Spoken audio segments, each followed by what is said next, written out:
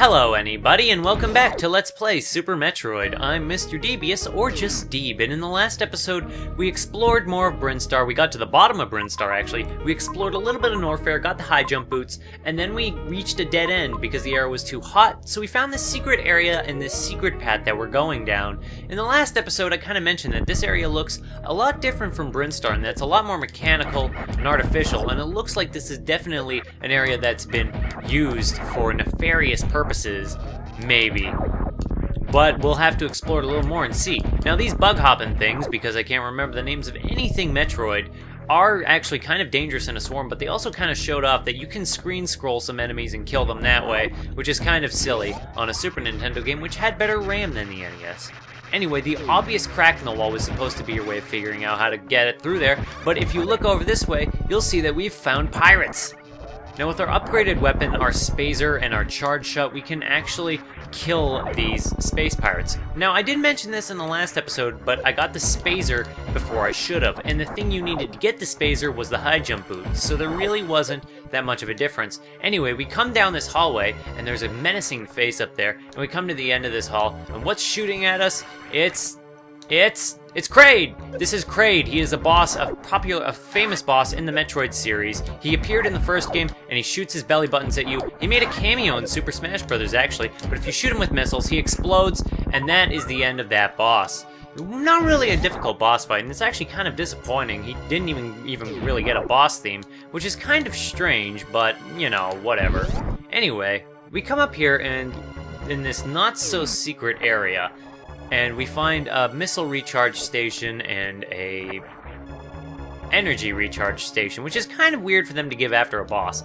Also interesting and important to note is that missile stations do not recharge your super missiles, which is kind of a bummer. Well, not later Metroid games so much as the Metroid Prime games actually made super missiles 5 normal missiles, so that was a good system that they did, but ew. We find this creepy body that's just been decomposing here and covered in bugs, and we come to this wall, this area that's kind of been grown over, and we find this eye, and it's going to open a few times, and you can shoot it, and actually if you shoot it with one super missile, that'll take care of it, but I'm not going to do that. So what is this eye guarding? Certainly it must be some kind of treasure. And again, they close the door on us, and that is, uh-oh. Uh-oh! Oh, great. So that other Kraid we fought, that was actually fake Kraid. This is real Kraid, and he is huge, and what was he doing in here?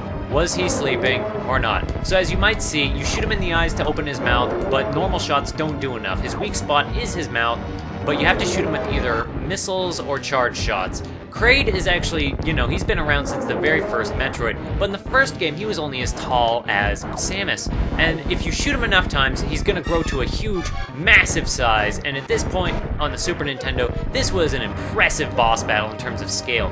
Games back then didn't have this sense of scale, even if I'm kind of doing this fight a little bit poorly, but only because this fight is kind of, well, it's easy, so I'm kind of drawing it out a little bit. Now the thing about Kraid, as he uses his hands to block our attacks, is he's a super easy fight.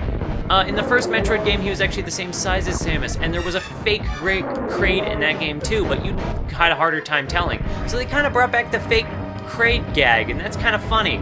But yeah, we shoot him with attacks. If you actually get off a super missile on him, it'll do massive damage, but I'm not going to do that. Instead, we're going to start pumping him with missiles, and he's going to start turning gray.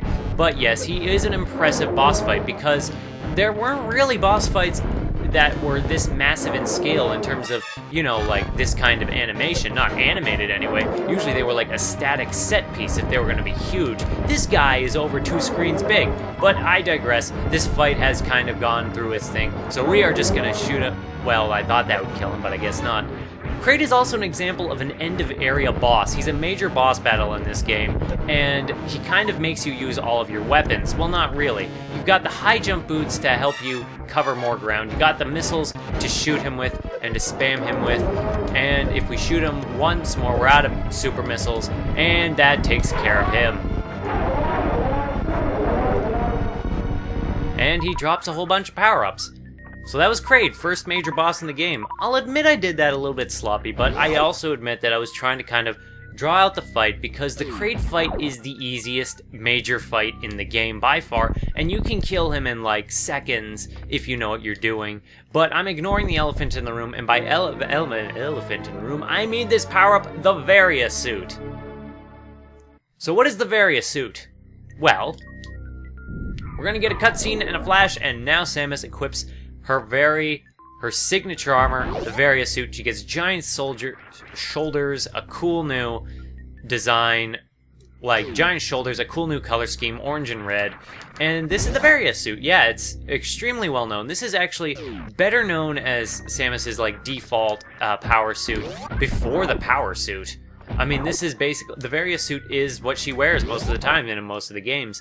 In the early games, she would be stuck with like the power suit and then have to get the Varia suit for the explicit purpose of areas that are high temperatures, extreme temperatures. I'm not sure if they explain this in the game, like, I think there is something on here that, like, tells you, but the Varia suit, actually, it increases the amount of damage you take, so you have increased defense, and it protects you in extreme temperatures, like hot areas like Norfair. So now we can go back to Norfair and explore it a little more. Also, fake Kraid regenerated, so that's kind of funny.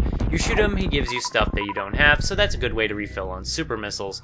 So yeah, we're running back through the pirate area, and this design is actually reminiscent of the original Metroid. There was like a room with these fangs and those eyes, and generally these bright green blocks, and that was to signature that you were in Kraid's lair. And the area was Kraid's lair at the bottom of Brinstar. And if you played the original Metroid, then you can probably guess who the boss of Norfair is, but I'm not going to spoil that, because spoilers are dumb. Even for a game that's this old. Anyway, Spazer's going to help us clear out some of these enemies. I gotta turn the moonwalk off. I turned that on because I thought it would be fun to play around with, but instead it kind of turned out to be annoying. Now actually, curiously, as a consequence of killing Kraid, we also activated this door that was sealed before. And if we come in this door, we actually get a room filled with bugs who are trying to kill us. So we're gonna blow them all up because we don't want them to kill us. Now you might be thinking, that was a stupid room and that was a trap, but don't be fooled because there is a dot on the map, which means there is a secret around here, and there it is. The further you get in the game, the more they like to hide power-ups in walls and in tiles and things, so it always helps to kind of just even shoot around, because they hide very good power-ups, like the energy tank, and you don't want to lose the energy tank. Energy tanks are great. So we're going to shoot our way out of Kraid's lair, because we finished up Kraid's lair, and now that we have the Varia suit, also it's got a big X on the map, now that we have the Varia suit, I don't know what to call it, we can go through here. Also, when I mentioned in the last episode that this giant monster face thing would appear to mark like a boss's lair in the original Metroid, and that's why I think they brought it back for this game, even though it seems like a terrifying thing that's been opened in or been left in storage and you just walk through its body. Why? Now the question is Samus invisible or is she solid in this one? Because she's supposed to be flickering, although I know in the recording she doesn't exactly do that. But here we are. Anyway, if you want to play better than I do, it does help to keep in mind that you should, switch off of super missiles when you're not using them. Although the curious thing about this game, as I've already said, is it won't give you power-ups you don't need. So if you play just using super missiles, you're just gonna get recoveries for super missiles and also energy when you take damage. So that's weird. Anyway, there is a new enemy type around here that you probably saw. It's this thing. And I don't know what it is. It's some kind of variation on the side hopper. It very much borrows its patterns, but it moves faster and is more dangerous, and all of that. So of course we're gonna blast through this door. You can also use super missiles to blast through red doors, but you don't need to. So that is definitely a thing. And here we have a ceiling hopper monster thing. Now, even though you have the Varia suit to protect you from the heat, you can't just go right in the lava, even though you think that's hot. Also, because lava technically counts as water, stick with me on this, I know that lava is actually very dense, and you wouldn't be able to swim through it, even if it didn't melt you alive. In this game, it has like the viscosity of water, so if you try to go in it, you will have a hell of a time trying to get out. However, Later in the game, we won't have to worry about lava. You might be wondering what I'm doing jumping down into these lava pools, but I'm pretty sure that one of these do have a missile pack down here somewhere. Yep, I was right. However, I am taking damage, and this is kind of a careless thing for me to do, but I don't care. Because what's Metroid with a little bit of risk? Without a little bit of risk. So we hop out of the lava, we come back through here, and the glowing effects are actually really nice in this area, and the wavy line backgrounds that kind of insinuate extreme heat, those are actually really cool too. It's a good signifier of being hot. And hot things. And if we come to this area, the ground below us is going to heat up and shake, and lava's going to fill the room, and there's going to be new enemies here that are going to try to kill us, and I need to stop playing carelessly before I die. These fire seahorses things can be killed with missiles, so that is something to keep in mind. They do take a lot of hits though. They are tough enemies, and they do kind of deal a lot of damage themselves. But I digress. There's got this weird goopy organic stuff dripping from the walls now, but we're not going to hang around the lava area too long, and we're going to come into this area that is actually kind of really similar. I have no idea what these are supposed to be, if these are supposed to be eggs or like the environment or what, but basically this area around here is supposed to be kind of a callback to the original Metroid, like a lot of areas in this game are. And these bubbles were kind of an area that were huge in the original, in the original Metroid. There were major areas that were designed with just these pieces. Now, I'm actually a little bit further ahead than I was in my practice file, so I am experimenting around a little bit. I'm not going to save just yet because that would make the episode too short. Actually, I'm going to save just for posterity. You should never be cocky with Metroid because then it'll take away everything you got, and you'll be embarrassed for your loss. Now, I think you can come down through here. Yes, you can, but you can also go down the other way. But I'm going to go down this way because you got to experiment. You got to play around with Metroid. And you got to just, find your way around. See where it goes and see where things take you. Now, in this little maze area, there are these enemies that are just... It feels like they're basically forcing you to take a hit with them. Unless you get lucky and just hit them with the right weapon right away. But... I don't know, I don't really like their placement. And if you try to come through here, I think this area is, you can't get back through there. So our only choices are to go down or left. Going down is just going to take us lower into Norfair, and I don't think we actually want to go that way, so I am going to try to go to the left. And we're going to get a little more lava areas around here. If we go all the way down to the bottom of this room, there is actually a couple of bugs you can kill. You can kill these guys, and they give you tons of power-ups. These dudes are some of the best dudes to kill in the game for power-ups. Here we have an enemy in the wall who we can shoot with a super missile to kill. I don't think normal missiles work, but they're there if you like. Now that we're full on stuff again, since we killed that guy, there's actually nothing over here. Never mind, I thought there was a secret over here, and we can't go over to the left because that's a door closed off. So we're going to be coming up to this door that we already opened. And we keep running down this path, and there's garbage in the way. But we've actually come kind of full circle. We know how to get through this debris. Well, we don't know how to go through this debris, but we do know where it goes. So that's cool. So we actually need to go back to where I was before, and that was in this room, where our only option now is to go down. Through this pipe, and not a pipe, but a tube, which will bring us to this area, which is again reminiscent of certain tile types. They really do borrow a lot of tile types from the original Metroid. I never really thought about it, but it is a cool feature. Anyway, I'm not sure if there actually is anything in this particular room, or if this is just a recharge room, because the fact of the matter is that all that's in here is those little shooty guys that you can shoot to recharge your stuff. But anyway, I've been saying that a lot this episode, haven't I? We come to this room, which is kind of just a bunch of stuff, and there's also lava enemies that are goo.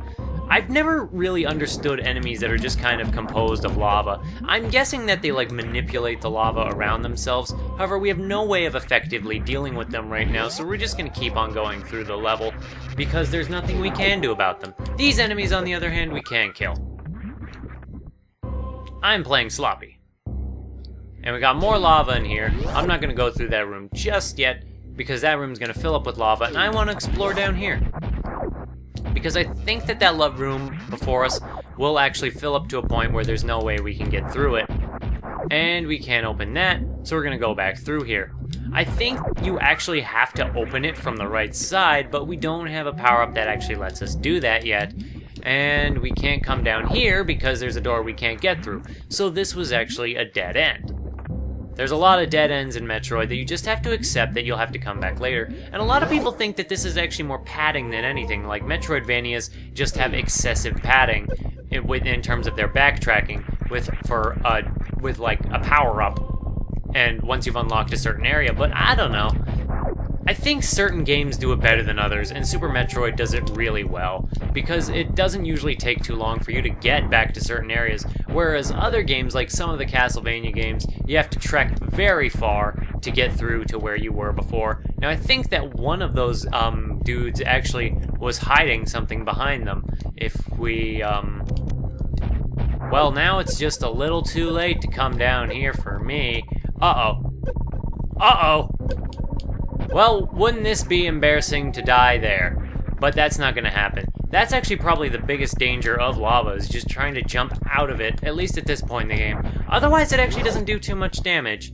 But I've been faffing around enough this episode, so I need to kind of get through this, and here we have a little platforming section. It's easy to forget that Metroid technically is a platformer, or at least has platforming elements, and this even carries over to its 3D games, which in first-person games isn't so easy to do, but this one actually descends as we ride upon it to glory and greater things. Now, these are seahorses that jump up out of the ground, except you can just shoot these with the normal gun, or like, not the buster, but the normal shot. So it's not like it is in the other episode. No. They're not like the other seahorses, which you have to kill with missiles, or at least which your current gun isn't powerful enough to destroy. Just spazer and charge shots. Although charge shots might work. I shouldn't have done that. Coming in this room, we can actually... Coming in this room, we can go through here. It actually might behoove you to kill those if they give you trouble, but you shoot that, and we get another missile pack. Hoorah! But there are certain treasure rooms in Metroid and in Super Metroid which you can't fully complete until you have the right stuff. So we're forced to come down here because we can't get over this pit of spikes that is hiding something else. So it's something we'll have to come back to. Metroid games are interesting about this, having treasure rooms that have more than one treasure, but the other treasure you need another power-up for to get to. Like, you can get to one power-up, but you need another power-up to get to it later. And they don't do that much, but I'm still not a super fan of it. I don't know what you think about it. Again, I am of the opinion that Super Metroid generally does backtracking well, but for treasure rooms I think it's just kind of annoying and excessive. So now that we've come around here, we're actually nearly coming full circle, and we've come back to this gooey room, and we need super missiles. Just great. Oh, good, we got one. However, I think we are near the end of this episode. I want to get to a save station and not stand on the block. So we're gonna come in here and it's gonna seem like a dead end. Well, what the heck? And I'm gonna fall down here. However, if you shoot around here, and your hint for that is the map showing you where to go. The original Metroid tried to do this too, and I know I talk a lot about the original Metroid, but it's a great point of comparison because it shows how much this game has aged. This game is better about hinting at secret areas, while, like, you know, it shows that there's the bottom of the map or something. Whereas other Metroid games, like the original one, it just kind of, it's like, you'd have no excuse not to kind of shoot all the tiles in the game. So this area is filled with crumbly blocks, and I'm trying to get past them. We're gonna run all the way down here, avoid all these enemies, because we have no time for them, because we are very busy people. So that's actually kind of a fun running section, and that's another cool thing about Super Metroid, is it feels good to run. Running feels good in this game, and they kind of complement that by giving you the speed booster. If you thought Samus was fast already, you haven't seen anything yet. However, we get that, and it seems to have triggered a trap because now the lava is rising, and we need to get the hell out of here. However, we need to use our new speed booster and run super fast. This power-up is... the lava rises so fast, it's hilarious. It shouldn't do that. That's so stupid. Give me some supplies. Come on. I love that. That's hilarious. The lava just kind of swoop. I wonder if it's actually designed to keep pace with you. But I digress. You need to run to get over those tiles anyway, and by running you automatically activate the speed booster, which as you can see is an awesome power-up. However, we're not really going to be getting to use it in this episode because we are going to be saving the game now. Because we have done an adequate amount of stuff, and we got the speed booster, we killed Kraid, we did a lot in this episode, and it's kind of gone a little bit long. So if you want to see more of Super Metroid, maybe us getting to use a speed booster, see more of Norfair, then I just hope to see somebody in the next one. Bye-bye!